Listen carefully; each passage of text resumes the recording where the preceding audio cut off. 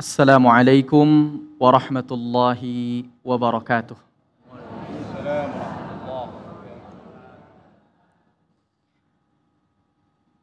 A'udzu billahi minasy syaithanir rajim.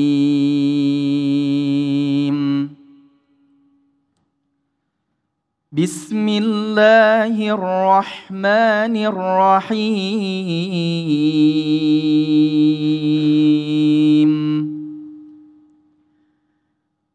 Wala tatamannaw ma faddalallahu bihi ba'dakum ala ba'din lirrijali nasibum mimma iktasabu walinnisa'i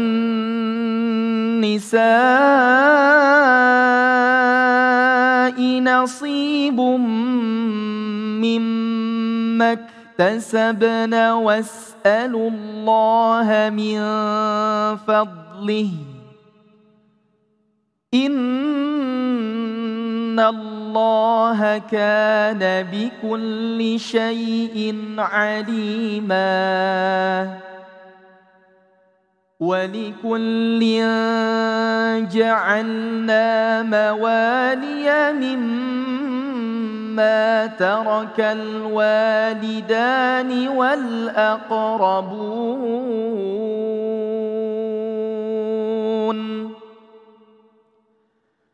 والذين عقدت أيمانكم فآتوهم نصيبهم إن الله كان على كل شيء شهيدا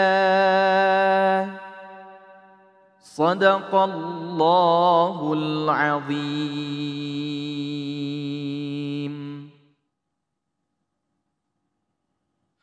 Assalamualaikum warahmatullahi wabarakatuh. Alhamdulillahirabbil alamin. Allahumma shalli ala sayyidina Muhammad wa ala ali sayyidina Muhammad. Berbahagia sekali kita diberikan kesempatan untuk kembali mentadabbur indahnya dan luasnya dinullah Islam dengan ilmu-ilmunya yang sempurna. Dan alhamdulillah dalam kesempatan kali ini kita dipertemukan kembali dalam Damai Inusaku spesial bulan suci Ramadan yang masih disiarkan dari Masjid Al-Ikhlas Baranang Siang Indah Bogor.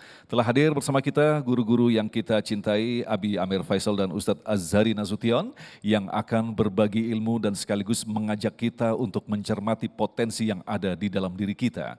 Kita memahami bahwa manusia adalah makhluk yang unik, yang dititipkan begitu banyak potensi. Potensi kebaikan dan potensi keburukan. Dan di dalam potensi keburukan salah satunya adalah sifat serakah. Ternyata ibadah saum atau ibadah puasa yang kita lakukan mampu mengikis sifat yang buruk ini. Itulah yang kita akan sampaikan. Tentunya masih bersama kami Damai Inusaku yang dipersembahkan oleh Sarung Wadimor, tentu sarung kita. Selamat mengikuti. Bismillahirrahmanirrahim. Bapak-bapak, ibu-ibu, jamaah Damai Indonesiaku TV One yang dimuliakan Allah. Assalamualaikum warahmatullahi wabarakatuh. Alhamdulillah alladzi waffaqa man arada min ibadihi littafaqquh fid din. Allahumma salli ala sayyidina Muhammad wa ala ali sayyidina Muhammad. Allahumma faqqihna fid din wa 'allimna at-ta'wil walhamdulillahi rabbil alamin. Dr. Amir Faisal waffaqahullah bihusni taufiqih. Mudah-mudahan sehat walafiat. Bapak Ibu apa kabar, sehat? Utang lunas? Mas Agung yang insya Allah sehat walafiat. Bapak Ibu yang dimuliakan Allah, tema kali ini saya kira penting sekali. Ini ruh dari puasa itu kita dididik bagaimana untuk tidak serakah. Serakah dalam diksi Al-Quran ada banyak. Yang pertama, Al-Quran menggunakan kata-kata al-hirs. Al-hars. Al-hirs atau al-hirsu. وَلَتَجِدَنَّهُمْ أَحْرَصَ النَّاسِ عَلَى حَيَاةٍ وَمِنَ الَّذِينَ أَشْرَكُوا يَوَدُّ أَحَدُهُمْ لَوْ يُعَمَّرُ أَلْفَ سَنَةٍ. Kata Al-Quran, akan ada manusia yang punya mental serakah. Al-hirs.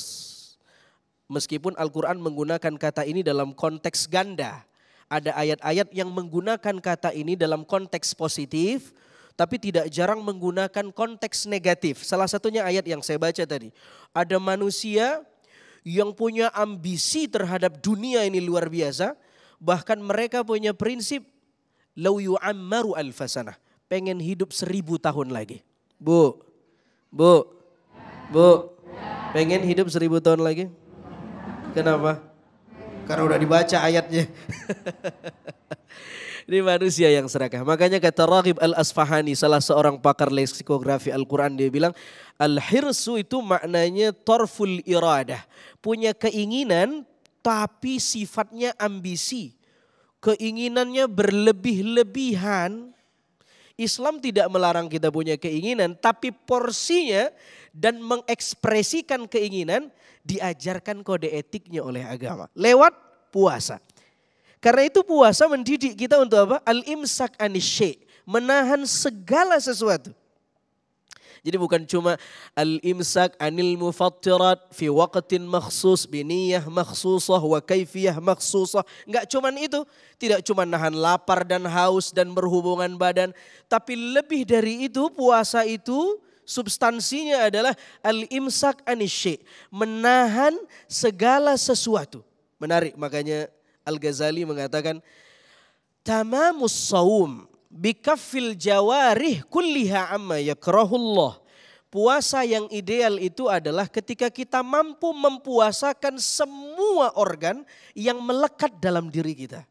Mata kita pengen melihat yang gak baik, dipuasakan. Telinga kita pengen dengar yang gak baik, dipuasain. Kaki kita pengen melangkah ke tempat yang gak baik, dipuasain. Mata kita pengen ngelihat gosip, jangan, infotainment, lihat Damai Indonesiaku aja. Itu puasa tuh. Ya Allah, ini ibu-ibu dapat pahala puasa mata nih. Kenapa? Ngelihat yang baik-baik. Betul? Betul? Nah, orang kalau serakah bahaya. Al-Quran selain menggunakan diksi al-hirsu, Al-Quran juga menggunakan satu kata yang diambil dari kata dasar Kita sering bilang tamak. Tamak itu kata Raghib Al-Asfahani, kata beliau nuzu'un nafsi ila syai'i syahwatan lahu. Orang yang condong hatinya untuk memiliki sesuatu dan motifnya karena syahwat, bukan karena ibadah. Kita boleh gak kerja, Bu? Bu, Pak, kita boleh gak cari uang? Boleh, kalau gak cari uang kita gak bisa jadi muzaki, kita gak bisa zakat fitrah, betul? Boleh. Bahkan cari uang tuh ibadah, wajib. Tapi motifnya ibadah, bukan syahwat dunia. Ada orang yang cari, apa namanya nih? Cari uang aja. Ini begini, ini. Cari apa? Cari apa? Cuan. Syahwatan. Karena syahwat dunia. Maka harga sembako melambung tinggi. Variabelnya banyak sih. Satu di antaranya ada pelaku kartel sembako. Menimbun barang. Nah, ini tidak boleh dalam Islam menimbun barang sehingga harga tidak kondusif di pasar. Kenapa? Karena keserakahan. Dia pengen apa? Mengambil sebanyak-banyak keuntungan. Ihtikar. Al-muhtakir mal'un. Orang yang menimbun komoditas makanan pokok yang itu menjadi hajat publik, mal'un, dilaknat oleh agama, dikecam oleh agama, gak boleh. Selain itu, karena kita dididik untuk tidak serakah, mari kita berlatih untuk mengikis budaya konsumerisme, konsumtif. Bu, saya pengen mulai dari ibu. Bu, Indonesia itu datanya negara terfood waste, penyumbang sampah makanan terbesar di dunia, nomor 2 setelah Arab Saudi. Sampah makanannya nomor 2 di dunia setelah Arab Saudi. Sama-sama negara mayoritas muslim lagi. Harus dimulai dari ibu-ibu sebagai kepala dapur.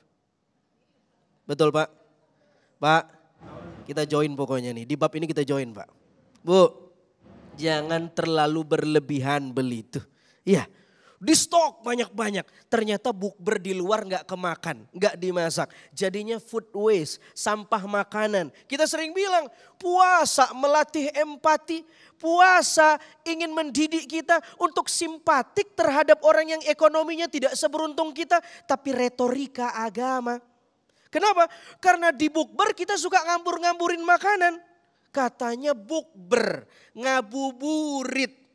Iya, tapi realitanya di tradisi bukber kita ada banyak sampah makanan. Bahkan tidak sedikit orang yang flexing di bukber. Padahal Nabi juga ngabuburit. Nabi bukber, Nabi 1 hari berbuka puasa bersama keluarganya, 1 hari berbuka kepada sahabat-sahabatnya, bersama sahabat-sahabatnya. Di ngabuburit itu Nabi pengen lihat siapa yang ekonomi sahabatnya rendah, siapa yang ekonominya cukup, siapa yang bawa makanan, siapa yang ditraktir makanan, ketahuan. Nabi pengen tahu itu supaya Nabi tahu mana yang muzaki, mana yang mustahik. Beda dengan tradisi bukber kita tuh. Bukbernya bagus, tapi realitanya yang terjadi flexing, yang terjadi food waste. Yang terjadi buang-buang makanan. Padahal puasa melatih kita al-imsak anisyek. Menahan segala sesuatu. Makanya kan Nabi melatih kita untuk saim. Saim itu dia bilang kalau fa'in sabbahu ahadun au qatalahu falyaqul inni saim. Kalau ada yang mancing emosi kamu, maka katakan dalam diri kamu, ini saim. Saya, apa artinya? Saya, bukan saya sedang berpuasa, tapi saya melakoni puasa. Kalau sedang berpuasa dibatasi waktu. Bentuknya isim fa'il, tadullu alal istimrariyah. Saim maknanya bukan berpuasa, tapi melakoni puasa. Maka nilai-nilai puasa itu harus kita bumikan tidak hanya di bulan puasa, tapi 11 bulan berikutnya. Saudara yang dimuliakan oleh Allah Subhanahu wa taala, luar biasa nih pelajaran dari puasa. Menarik kata Al-Ghazali, orang yang euforia di waktu berbuka sehingga dia memakan menu apa saja yang tidak bisa dia makan ketika dia puasa, lontong masuk, es masuk, celele masuk, mie masuk, risol dibungkus. Kata Al-Ghazali, ini orang bukan puasa, tapi pindah jam makan. Maka saya punya tulisan, saya buat judul puasa mazhab all you can eat. Ada orang yang puasa, tapi buka puasanya semua dia makan. Coba lihat yang mengusung mazhab all you can eat. Kita yang masuk seperti orang yang gak punya banget. Padahal kaya-kaya. Tapi karena waktunya dibatasi, ambil. Padahal puasa, bukanya all you can eat. Kehilangan ruh puasa. Padahal puasa melatih kita untuk menahan itu tadi. Mudah-mudahan bermanfaat. Terima kasih Ustadz Azhari yang kembali mengingatkan kepada kita betapa memang selama ini kita lebih baik mengakomodir keinginan kita, bukan kebutuhan kita. Disinilah ternyata sifat serakah kita berikan jalan seluas-luasnya. Nah pemirsa, lantas bagaimanakah kaitan antara ibadah saum yang bermakna menahan, mampu menggerus perasaan atau pribadi serakah yang ada di dalam diri kita? Ustadz Amir Faisal akan membahasnya selepas pesan-pesan berikut ini. Damai Indonesiaku yang dipersembahkan oleh Sarung Wadimor, tentu sarung kita.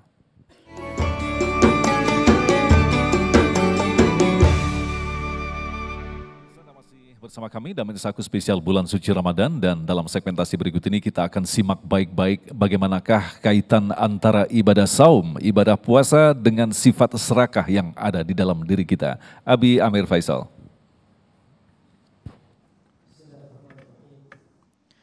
Assalamualaikum warahmatullahi wabarakatuh. Alhamdulillah wassalatu wassalamu ala Rasulillah wa ala alihi wa sahbihi wa mawala. Yang Allah muliakan sahabatku, guru kita semua, Ustadz Azhari Nasution, sahabatku Mas Agung yang selalu menemani para ustadz.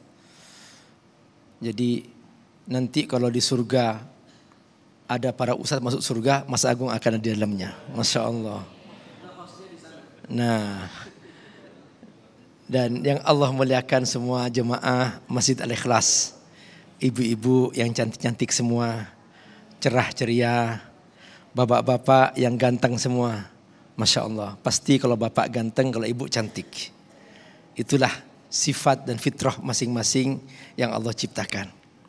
Makanya kita harus menjaga diri kita sesuai dengan fitrah yang Allah berikan kepada kita.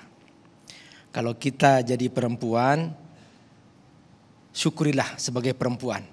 Jangan pura-pura menjadi laki-laki.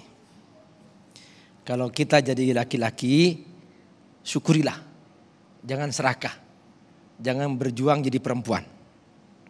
Jadi serakah itu adalah orang yang melampaui batas, bukan pada fitrahnya. Itu serakah. Jadi yang dia perempuan, sudah Allah kasih fitrah perempuan, dia berusaha ingin juga jadi laki-laki. Akhirnya nggak jelas, nggak laki nggak perempuan. Nah, makanya Allah haramkan keserakahan itu. Allah benci keserakahan itu. Karena melampaui batas. Yang laki-laki sudah Allah kasih fitrah laki-laki, berusaha jadi seperti perempuan. Berlagak seperti perempuan. Nah, ini namanya apa, Bu? Serakah. Nah, jadi laki-laki boleh. Jadi perempuan boleh. Yang tidak boleh serakah mengubah fitrahnya. Sudah Allah kasih hidung sehat. Ya memang kurang mancung. Dioperasi. Pengen dimancung-mancungin. Sudah. Jangan diubah ciptaan Allah itu. Itu ciri keserakahan. Orang cantik itu relatif. Bukan karena dioperasi Anda menjadi cantik. Enggak juga. Jadi ketika seseorang mengubah ciptaan Allah, yang mata memang sudah seperti ini diubah dengan bentuk lain, dioperasi lagi, itu namanya serakah. Makanya diharamkan dalam Islam orang yang serakah dengan mengubah ciptaan Allah Subhanahu wa taala. Kecuali memang dalam kondisi kita membutuhkannya, misalnya dia sumbing, kalau nggak diperbaiki nggak bisa baca Quran, sehingga nggak jelas huruf-hurufnya, maka diperbaiki supaya bisa baca Quran. Itu boleh aja, itu bukan serakah. Jadi dalam konteks kebutuhan yang fitrah itu masih dibolehkan. Tapi ketika sudah ingin menguasai semuanya, mengambil semuanya yang sebenarnya bukan pada fitrahnya, maka itulah keserakahan. Bu, ibu boleh kaya? Boleh. Tapi Allah haramkan ketika ibu dengan kekayaannya terus ingin menguasai yang lain sampai melakukan korupsi. Itu namanya serakah. Dan ini yang Allah sebut dengan at-takasur. Allah enggak melarang kita kaya. Tapi yang Allah larang serakahnya.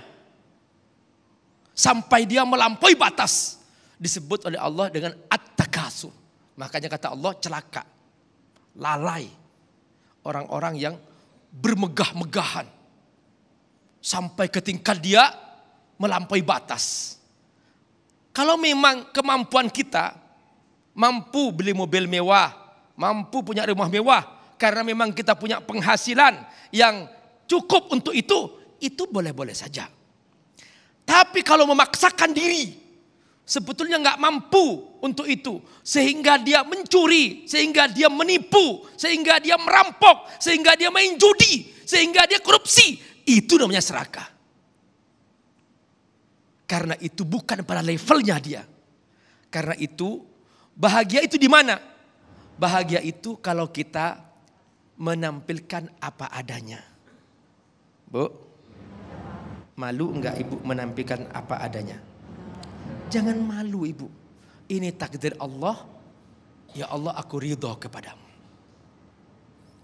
Coba semuanya mengatakan, ya Allah, terima kasih atas takdirmu. Dan aku ridho dengan segala yang kau berikan kepadaku. Ini Bu ucapkan setiap hari. Tahu enggak? Ini ada dalam doa yang ibu bacakan ketika sholat subuh. Falakal hamdu ala ma qadait. Astaghfiruka wa atubu ilaik. Terima kasih ya Allah atas takdirmu. Ampuni dosa-dosaku. Ini baca Bu. Baca. Jiwai. Sehingga enggak akan muncul lagi penyakit keserakahan itu. Nah, hadirnya Ramadan dengan kita berpuasa, puncak yang ingin dicapai adalah tercapainya akhlak mulia. Akhlak mulia dalam Al-Quran disebut takwa. Makanya puasa itu dihubungkan dengan takwa. La'allakum tattaqun. Agar kamu bertakwa. Nah, dulu para ulama ketika mendefinisikan tentang takwa, mereka mengatakan la yakunul abdu ayyakuna minal muttaqin hatta yabta'ida anil halal liyakuna ab'ad minal haram. Orang tidak mungkin menjadi seorang hamba yang bertakwa sampai dia membiasakan diri mengambil jarak dari yang halal. Makan halal Bu? Halal. Minum halal Pak? Halal. Melakukan hubungan sama istri halal Pak? Tapi ketika puasa ambil jarak dulu. Dari kapan? Dari fajar sampai maghrib. Nah, ini enggak. Belum maghrib sudah pengen batalin. Itu namanya serakah. Belum waktunya kaya. Korupsi. Ingin cepat kaya. Itu namanya belum maghrib sudah pengen batalin. Nah, Bapak Ibu rahimakumullah, ayo tahan dulu. Sabar dulu. Itulah inti puasa. Jadi inti puasa itu Bu, benar-benar kalau kita renungkan dan kita jiwai, nanti akan lahir setelah Ramadan pribadi-pribadi yang tidak serakah. Kalau ada orang sedang puasa saja masih korupsi, berarti nggak paham waktu puasa. Allah nggak butuh puasa orang seperti itu. Makanya kata Nabi apa? Malam yada qaula zur wal amal bihi falaysa lillahi haja fi ayada ta'amahu wa syaraba. Orang yang masih melakukan maksiat, berkata bohong, korupsi, Allah enggak butuh puasanya. Karena apa? Tidak mengerti maksud puasa itu. Nah, inilah barakallahu yang harus kita pahami. Ada 3 nilai yang nanti kita ini akan dapatkan dari puasa itu. Kalau kita terus meresapi, merenungi, menjiwai, kita akan dapat 3 hal. Minimal. Pertama, sabar. Apa Bu? Sabar. Kedua, syukur. Apa? Syukur. Ketiga, ridho. Apa Bu? Ridho. Coba 2S 1R. Apa? Sabar, syukur, ridho. Lagi. Jadi sabar, syukur, ridho. Sabar, dia menahan diri. Jangan ingin kaya sebelum waktunya. Sabar, menahan diri. Jangan memaksakan diri mengambil hak orang lain. Sabar. Sabar menahan diri dari nafsu. Nih Bu, Ibu boleh kan jadi istri seorang suami? Boleh. Tapi ada orang setiap melihat laki-laki lain pengen juga jadi istrinya. Ini namanya serakah. Akhirnya suami orang lain diambil, namanya pelakor. Nah, itu namanya serakah Bu. Jadi itu dia, sabar menahan diri dari hal-hal yang memang itu tidak boleh. Yang kedua apa Bu? Syukur. Syukur itu apa? Syukur itu artinya gunakan nikmat Allah sesuai dengan manfaatnya. Kalau ibu ngasih peci ke saya, harus dipakai di mana Bu? Di kaki atau di kepala? Di kepala. Ketika saya pakai di kepala, ibu mengatakan alhamdulillah peci yang aku berikan disyukuri oleh Pak Ustadz. Maka yuk kasih lagi, betul? Kalau saya pakai peci di kaki, ibu marah enggak? Marah. Makanya jangan kasih lagi peci. Begitu kan? Sama Bu, mata digunakan melihat yang haram, Allah benci, Allah marah. Terus yang ketiga apa? Ridho. Kita ridho Bu, nerima apa yang Allah takdirkan. Semua yang Allah takdirkan pasti baik. Gak perlu kita melihat nikmat orang lain. Biarkan Allah beri dia kenikmatan, kita ridho dengan apa yang kita dapatkan. Seperti itu cara kita mengambil hikmah puasa agar tidak serakah. Terima kasih Abi, dan itulah tadi pemirsa yang dirahmati Allah, dua mukadimah yang insya Allah nanti akan menjadi panduan kita bagi diskusi. Kita menyiapkan 3 segmentasi untuk menjawab pertanyaan-pertanyaan Anda selepas pesan-pesan berikut ini. Damai Indonesiaku.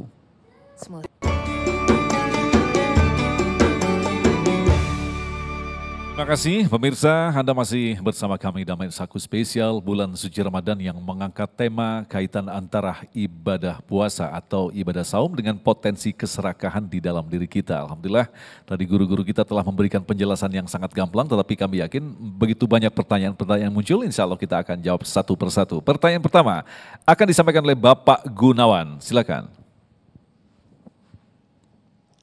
Assalamualaikum warahmatullahi wabarakatuh. Sesuai dengan judul tadi, puasa itu mengurangi potensi keserakahan.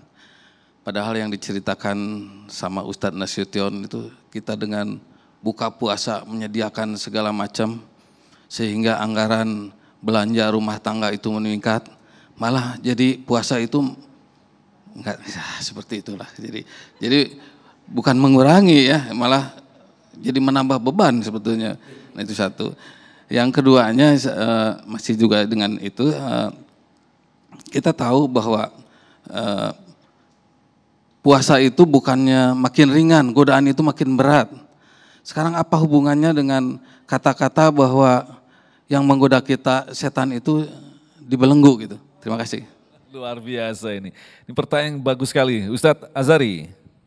Iya, itu realitanya memang. Realita semacam itu ingin menunjukkan bahwa kita harus naik level nih sama-sama nih. Saya juga nih mengkritik cara puasa saya. Kita harus naik level dari sekedar ritual, lebih naik sedikit bagaimana memaknai puasa itu lebih substantif begitu tuh. Bukan hanya sekedar menahan lapar dan haus. Karena kalau menahan lapar dan haus, goalnya apa? Memuaskan lapar dan sehingga waktu bukbernya semua dimakan, disiapin, dibeli. Habis itu begah, gak bisa sholat. Begitu sholat jadi jamaah ngomel, nih imam lama banget bacanya padahal dia yang begah. Ini otokritik, bagus sekali pertanyaan Bapak tuh. Ini otokritik buat kita. Makanya Al-Ghazali punya diksi yang bagus dalam Ihya. Dia bilang at-tana'um fil mubah. Jangan euforia dengan sesuatu yang boleh. Ya, risol boleh kalau udah buka. Es campur boleh. Iya Bu ya. Gorengan boleh. Tapi jangan at-tana'um. Jangan euforia. Setelah berbuka bukan berarti kita boleh membuka semua makanan. Bukan itu tuh substansinya tuh. Kata Al-Ghazali salah satu fungsi puasa adalah melunturkan syahwat dan menguatkan tenaga kita untuk bertakwa. Loh kok makin habis makan kita makin lemes, berarti kan salah tuh. Ada yang keliru dalam cara kita berbuka. Nabi menyontoh, Nabi berbuka hanya dengan beberapa butir kurma. Kalau tidak dapat, Nabi kemudian cukup minum air. Betapa sederhananya cara berbuka puasa Nabi. Yang kalau boleh kita praktekkan adalah kita beli makanan yang banyak, kita berbagi kepada yang lain. Lalu kemudian untuk kita berlatih untuk secukupnya. Terkait setan dibelenggu, hadisnya ada idza jaa Ramadan futihat abwabul jannah wa ghulliqat abwabun nar wa suffidatis syayatin atau wasulsilatis syayatin. Setan dikerangkeng. Ulama beda pendapat bagaimana memaknai hadis ini, apakah majazi, metafor atau hakiki skriptual. Apakah setan itu benar-benar digembok atau maknanya metafor? Saya lebih memilih pendapat ulama yang memaknai hadis ini. Meskipun dua-duanya bisa dikompromikan, tetapi paling tidak hadis ini bisa dimaknai secara metafor bahwa setan dikerangkeng maknanya bukan defensif, bukan kita bengong. Ya udah deh, setan dikerangkeng. saya diam aja deh. Enggak begitu. Nanti bakal ada pertanyaan. Katanya setan di kerangkeng. Tapi berita kriminal di TV One jalan terus. Setan yang mana nih?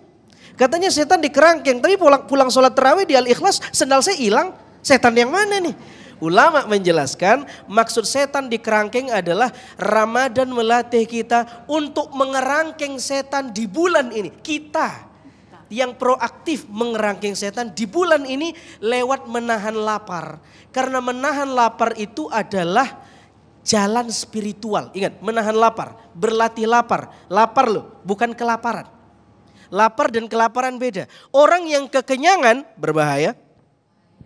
Terbuka portal setan masuk ke tubuh kita. Orang yang kelaparan juga bahaya. Ada banyak kriminal terjadi gara-gara orang kelaparan. Puasa bukan melatih kita kelaparan, bukan. Melatih kita lapar. Lapar itu jalan spiritual, jalan mendekatkan diri kepada Allah. Berlatih lapar, bukan kelaparan. Meskipun puasa menyuruh kita untuk berlatih lapar, masalahnya, realitanya waktu berbuka kita jadi orang yang bukan lapar tapi kelaparan. Wah, ini PR-nya di sini. Baik.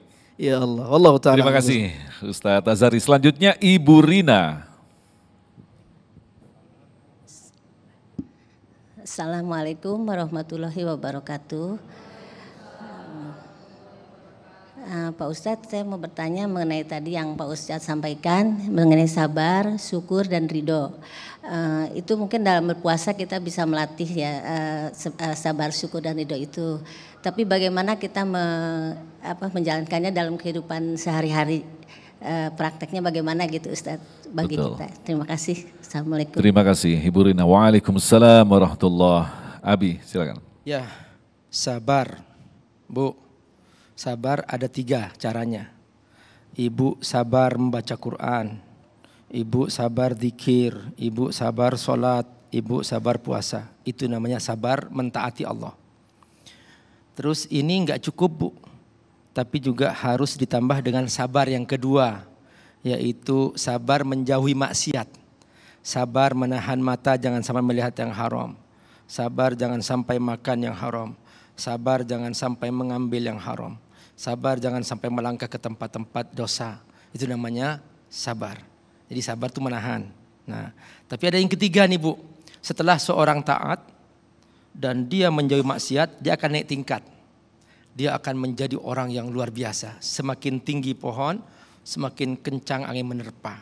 Maka semakin tinggi iman, semakin banyak ujiannya. Maka ada sabar yang terakhir, yaitu sabar menjalani ujian Allah. Makanya para sahabat, Bu, dia diusir dari Mekah, hijrah ke Madinah. Rasulullah SAW ujiannya luar biasa, Bu. Masya Allah. Sampai Nabi menahan batu, menahan lapar dengan batu. 3 batu. Pas di perang Khandaq waktu itu, para sahabat semuanya juga memasang batu. Pas Nabi buka, ternyata Nabi sudah 3 batu dipasang. Sabar. Sabar menjalani ujian Allah Subhanahu wa ta'ala. Kenapa Nabi kok diuji, Pak Ustadz? Asyaddun nas ibtila'an al-anbiya. Paling besarnya ujian para nabi. Jadi semakin kita taat, semakin banyak ujian, Bu. Nih, kalau ibu mau naik tingkat di kelasnya, ya anak ibu mau naik tingkat dari SD ke SMP, diuji enggak? Sama. Jadi kalau enggak mau naik tingkat, jangan ikut ujian, kan begitu. Nah, itu semua tabiat hidup seperti itu. Nah, adapun ridho, syukur itu begini, syukur. Syukur itu adalah setiap dapat nikmat kita pikirkan, kira-kira Allah ridho enggak kalau aku gunakan untuk ini. Kalau ternyata maksiat, jangan pakai, Bu. Kenapa? Karena itu dosa. Maka Allah enggak akan ridho menggunakan ini kepada hal-hal yang haram. Pokoknya setiap ingin melakukan nikmat, menggunakan nikmat, tanyakan, Allah ridho enggak? Kalau enggak ridho, enggak. Ibu diajak jalan-jalan, Allah ridho enggak? Nah, kalau masih tempat yang baik, oke. Ternyata tempat maksiat, no. Suami ibu datang membawa harta 1 kardus misalnya. Nah, Pak, dari mana ini? Ya tadi saya ngambil di pasar sana. Wah, jangan, haram. Nah, jadi harus dicek dulu. Kalau Allah nggak ridho, jangan diambil. Nah, itu caranya. Nah, terus yang ketiga apa? syukur. Ya, tadi syukur. Yang ketiga adalah ridho. Jadi ridho satu kesatuan tadi itu. Itu caranya kita supaya praktekkan. Semoga Allah berkati. Nah, yang menjadi pertanyaan tadi bagaimanakah mempertahankan kesabaran, syukur di luar bulan suci Ramadan yang justru ujiannya amat sangat berat. Abi. Ya, Mas Agung gini Mas Agung. Tadi Ustadz Azhari sudah menjelaskan bahwa setan diikat. Nah, ini kok masih ada dosa. Sebetulnya Bu, para ulama mengatakan bahwa sufidat asyayatin, diikat setan li'anna majalal khair futihat. Karena pintu-pintu kebaikan dibuka, maka setan menjadi menyempit. Itu maksudnya diikat. Memang siapapun kalau masih berbuat dosa masih ada gitu. Dan pintu dosa ada dua. Pertama setan, kedua nafsu. Setannya diikat, nafsunya dipersempit dengan puasa. Seharusnya nggak akan berbuat dosa, tapi ada celahnya di situ karena baru dipersempit. Nah, disitulah masih bisa habis buka puasa, masih bisa banyak orang berzina, banyak orang mabok, masih ada gitu seperti itu. Nah, caranya bagaimana? Ada 3 Bu, kalau supaya kita istiqomah sepanjang tahun. Pertama, as-suhbah sholihah, cari sahabat yang baik. Yang kedua, al-bi'ah as-sholihah, cari lingkungan yang baik. Kalau ibu nggak bisa baca Quran di rumah, baca Quran di masjid. Kalau ibu di rumah main-main, cari tempat taklim, ibu supaya lebih baik. Terus yang ketiga adalah ikuti taklim seperti ini sehingga ibu selalu wawasannya tercerahkan. Semoga Allah berkahi. Baik, terima kasih. Selanjutnya Ibu Aiz. Silakan, mic-nya mungkin bisa di-share. Ibu Aiz, sebelah mana Ibu Aiz? Oh baik. Silakan berdiri Bunda. Assalamualaikum warahmatullahi wabarakatuh. Terima kasih atas kesempatan yang diberikan pada saya untuk bertanya. Yang saya ingin tanyakan adalah dari penjelasan bahwa sifat manusia yang selalu merasa tidak puas, jadi mendorong untuk menjadi manusia yang serakah. Apakah ada kiat-kiat lain selain puasa yang dapat dilakukan oleh kita untuk mencegah menjadi manusia serakah? Terima kasih. Terima kasih Bunda. Silakan Ustadz Azhari. Bismillahirrahmanirrahim. Bagus sekali pertanyaannya. Bagaimana cara kiat kita supaya tidak serakah? Ya, Imam Al-Ghazali dalam Kimia Us-Sa'adat itu menarik sekali ya. Beliau bilang satu antara lain caranya kita harus mengidentifikasi karakter kita. Al-Ghazali punya istilah ma'rifatun nafas, mengenal diri kita. Nah, pintu untuk mengenal diri tanya, ayu syai'in anta? Kita ini siapa? Jawabannya ada 4. Kata Imam Al-Ghazali. Yang pertama ada orang yang fisiknya manusia tapi mentalnya al-bahaim. Dia binatang ternak. Binatang ternak itu model manusia serakah. Kerjaannya banyak tidur, banyak makan, banyak minum, banyak kawin. Dia tidak pikir bagaimana solusi harga sembako biar gak naik. Binatang ternak. Jadi kalau pikirannya gimana biar numpukin makan, minum, banyak tidur, maka dia manusia, tapi menurut perspektif Al-Ghazali dia punya mental al-bahaim, binatang ternak, bahimiyah. Yang kedua kata Al-Ghazali ketika ditanya ayu syai'in anta, maka jawabannya ada orang yang dia manusia tapi mentalnya as-siba, binatang buas. Binatang buas dia serakah tidak lagi pada motif banyak makan, banyak minum tadi, tidak, banyak properti dan lain-lain, tapi bagaimana dia punya power. Tidak ada yang mengalahkan. Akhirnya supaya powernya tetap di atas, dia diskreditkan orang, dia bunuh karakter orang, dia sikut orang. Persis seperti binatang buas. Mencelakai orang, menzalimi orang, begitu.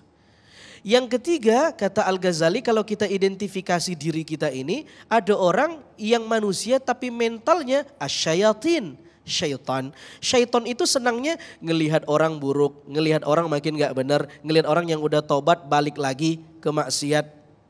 Jadi kalau ada orang ngelihat masjid Ramadan penuh dia rungsing, nah ini mentalnya mental penuh banget Al-Ikhlas. Kenapa sih ya? Ada apa sih lebay banget?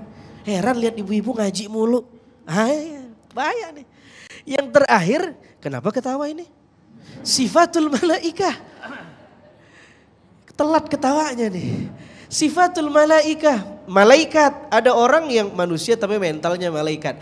Puasa tuh melatih kita untuk membunuh karakter-karakter yang negatif tadi dan berlatih seperti malaikat, tidak makan malaikat tuh, tidak minum, tidak kawin. Kita tuh dilatih tuh. Treatmentnya itu lewat kurikulum puasa. Kita nggak makan, kita nggak minum, kita nggak kawin. Untuk apa? Mengikis sifat serakah. Jadi pintu masuknya adalah ma'rifatun nafas, mengenal diri kita. Dan kalau kita ngelihat penjelasan Al-Ghazali tadi, kira-kira kita masuk yang mana nih Bu? Binatang buas, binatang ternak, atau syaitan? Jangan jawab, tanya diri kita masing-masing, jawab dan berlatihlah untuk menjadi yang lebih baik. Insya Allah. Terima kasih Ustadz Azhari, dan kita masih menyimpan beberapa pertanyaan lagi. Kita akan jawab selepas pesan-pesan berikut ini. Damai Indonesiaku.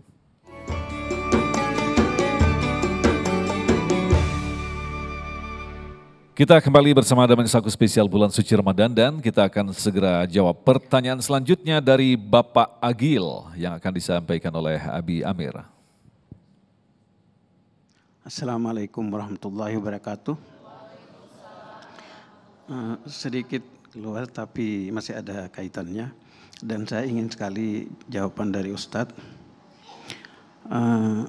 Rezeki itu tercurah oleh Allah kepada hambanya, dan hambanya itu harus berusaha. Seorang pedagang berjualan mendapatkan hasil dagangannya. Seorang dokter berpraktek mengobati mendapatkan hasil dari jasanya. Apakah kita perlu mengetahui dari mana itu pembayarannya? Uang yang dibayarkan kepada kita itu dari mana? Misalnya kalau seorang dokter berobat, seorang PSK misalnya, kita tahu itu uangnya dari tempat yang tidak baik. Seorang pedagang, seorang penjahat, kemungkinan uangnya dari kejahatan. Apakah kita perlu tahu dari mana asal pembayarannya itu? Terima kasih. Wassalamualaikum warahmatullahi wabarakatuh. Waalaikumsalam warahmatullahi wabarakatuh. Abi Amir.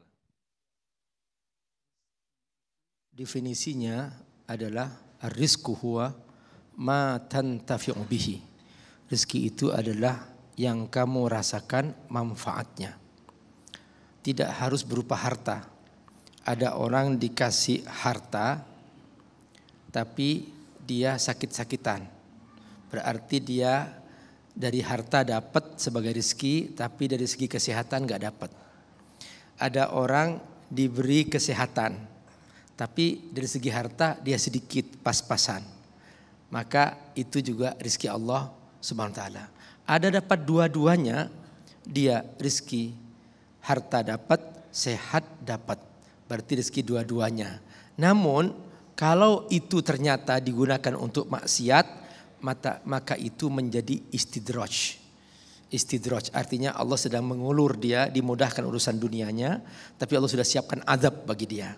Makanya kalau ada orang dimudahkan urusan dunianya, tapi dia semakin jauh dari Allah, maka itu tanda-tanda istidraj. Nah, ukurannya apa? Kalau kita dapat rezeki, gunakan untuk ketaatan kepada Allah Subhanahu wa taala. Baru itu menjadi berkah. Nah, rezeki itu pintunya dari Allah. Wa fis samai rizqukum. Dari langit rezeki kamu. Nah, adapun makhluk-makhluk yang datang ini sebab-sebab. Nah, sebagai sebab-sebab itu kita tidak perlu mendetilkan hal-hal yang kita tidak tahu. Nahkum bidzawahir.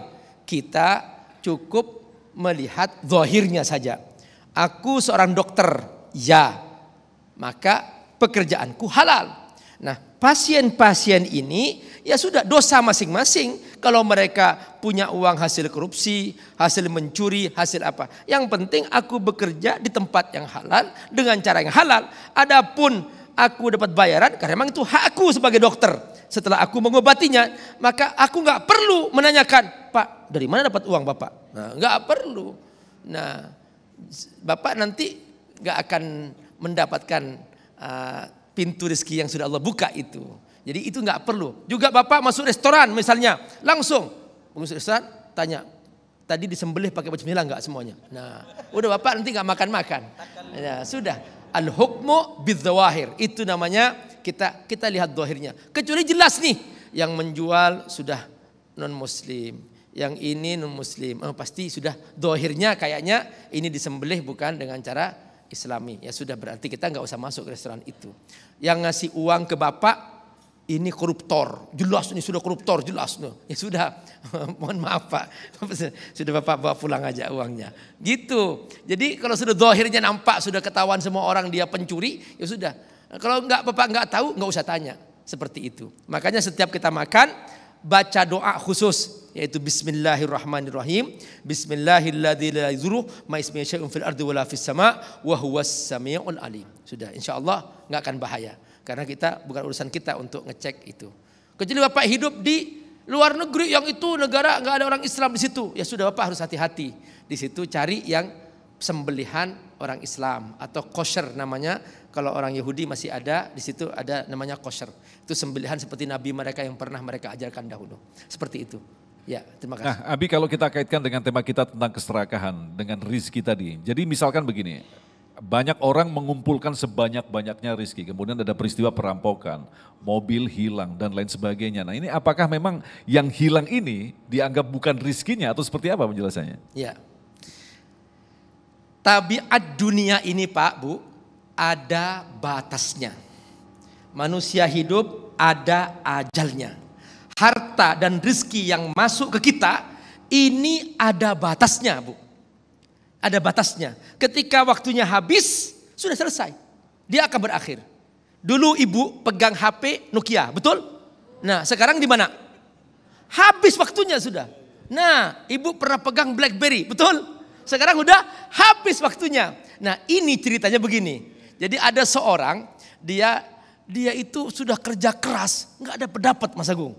Udah kerja keras nggak dapat. Datang ke Nabi Musa Islamnya, Nabi Musa, engkau kan Nabi, doakan aku supaya aku kaya. Akhirnya kemudian kata Nabi Musa, dia berdoa, ya Allah buatlah orang ini kaya. Datang jawaban dari Allah, kamu diterima nanti jadi orang kaya tapi hanya setahun aja. Setahun aja. Itu rahasianya. Maka benar dalam setahun dia kaya gitu. Tapi apa, orang ini dia itu setiap dapat dibagi orang. Setiap dapat dibagi orang. Setiap dapat dibagi orang. Nah akhirnya setelah setahun kok masih kaya? Nabi Musa tanya kepada Allah, ya Rob, katanya setahun sudah habis, tapi kok masih kaya nih orang? Kata Allah, jatah rizki yang aku berikan kepada orang ini sudah habis, tapi dia ternyata buka pintu rizki lain lagi dengan cara bersedekah itu, akhirnya nggak habis-habis. Itulah cara kita membuka pintu-pintu rizki itu. Semoga Allah berkahi. Luar biasa sekali Abi, terima kasih. Selanjutnya Bapak Rahmat yang akan dijawab oleh Ustadz Azhari. Assalamualaikum. Terima kasih Ustadz. Tadi sudah disampaikan bahwa sebenarnya kita itu tidak dilarang mencari rezeki sebanyak mungkin, kaya raya dan seterusnya, asal jalan-jalannya memang halal. Nah yang jadi pertanyaan saya itu begini Ustadz. Faktanya misalnya kita menjalankan untuk mengurus masjid pun itu butuh banyak sekali biaya gitu ya, yang seringkali kita kesulitan. Di sisi lain, pada saat kita berusaha untuk mencari rezeki yang berlebih, entah seorang pegawai yang naik jabatan atau seorang pengusaha mengembangkan bisnisnya, itu butuh waktu yang sehingga menyita lebih banyak waktu Ustaz. Nah, secara fakta seperti ini pasti akan mengurangi ibadah mungkin ya. Mungkin ngajinya yang tadinya barangkali bisa one day one juice, barangkali karena kesibukan bisa berkurang seperti itu. Nah yang menjadi pertanyaan saya itu, batasannya itu seperti apa supaya seimbang gitu Ustadz?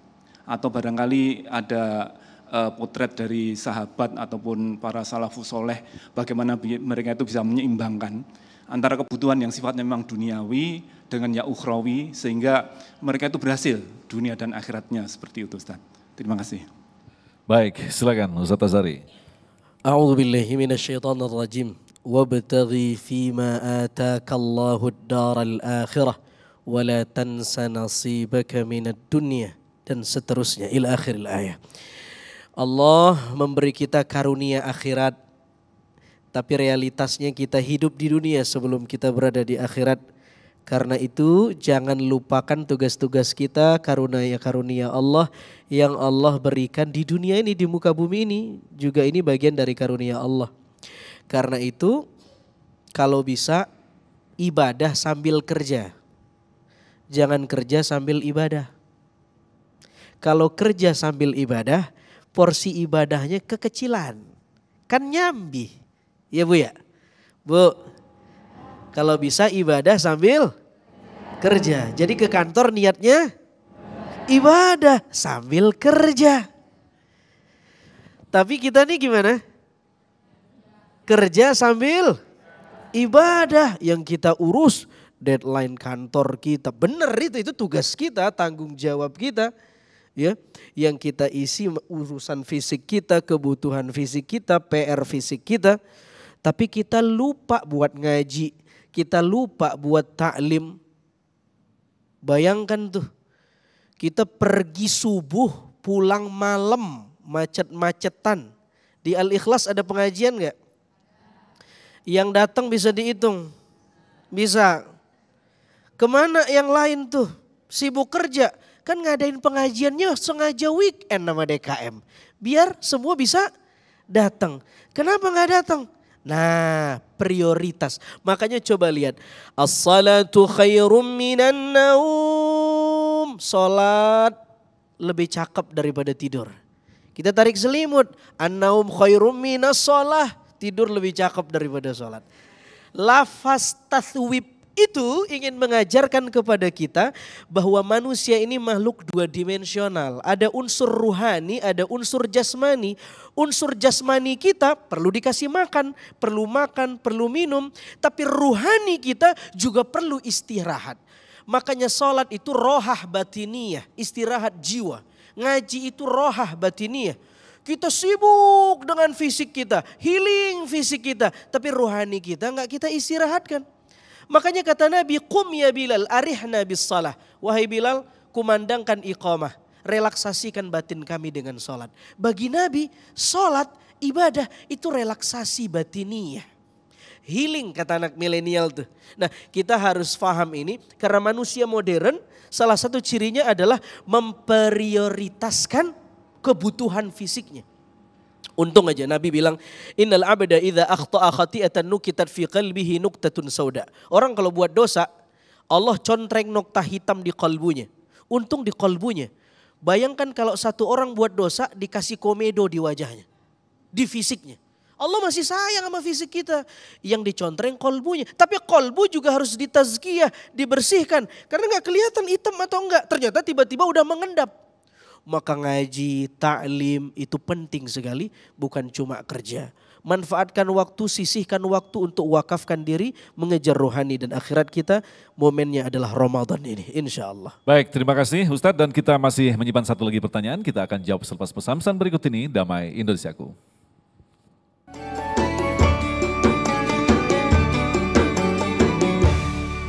Baik, terima kasih pemirsa masih bersama kami Damai Indonesiaku. Kita akan lanjutkan lagi pertanyaan yang terakhir dari Ibu Ismi yang akan dijawab oleh Abi Amir. Silakan. Assalamualaikum warahmatullahi wabarakatuh. Terima kasih Ustadz sebelumnya kesempatan saya untuk bertanya. Singkat saja sebetulnya tadi mengenai penjelasan serakah, dijelaskan bahwasanya ada serakah dalam konteks negatif juga positif. Nah, yang saya tanyakan hal-hal atau batasan-batasan seperti apa serakah dalam konteks positif itu. Terima kasih. Assalamualaikum warahmatullahi wabarakatuh. Waalaikumsalam. Serakah dalam konteks positif ini bagaimana Nabi? Dan serakah dalam konteks positif. Misalnya begini, Ibu.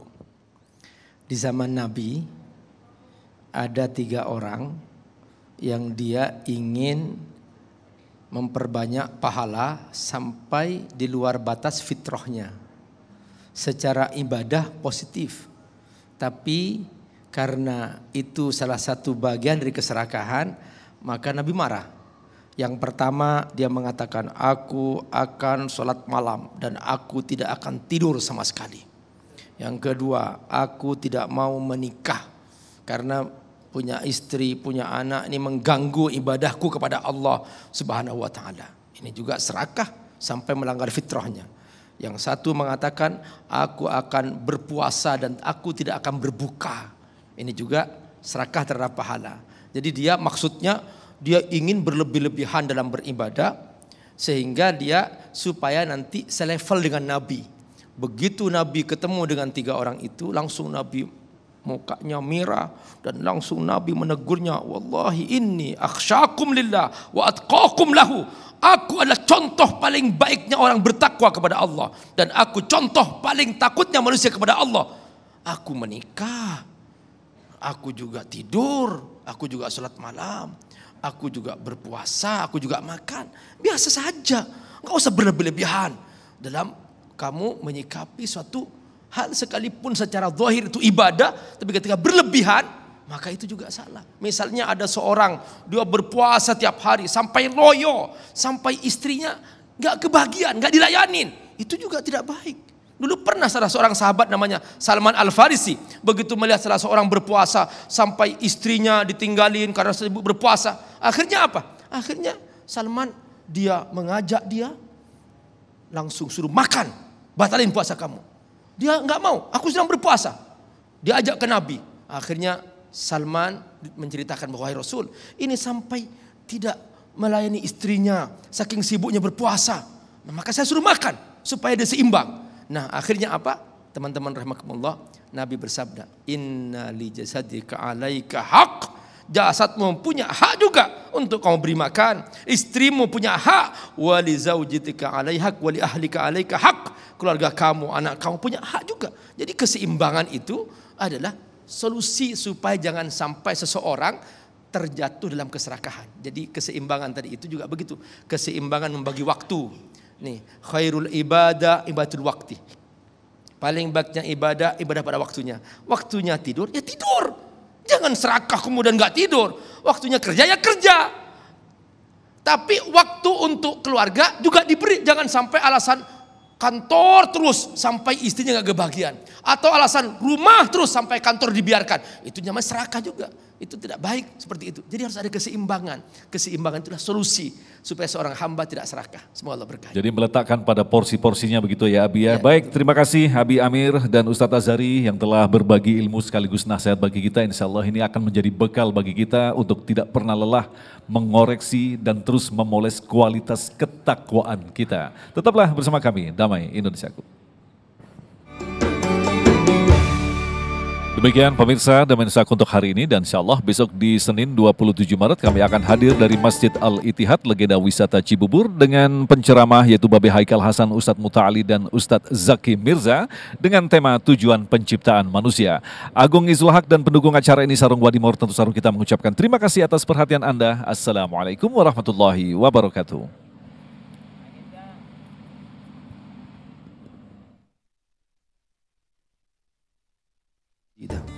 Ya Rabbana lakal hamdu kama yanbaghi li jalali wajhikal karim wa azim sultanik.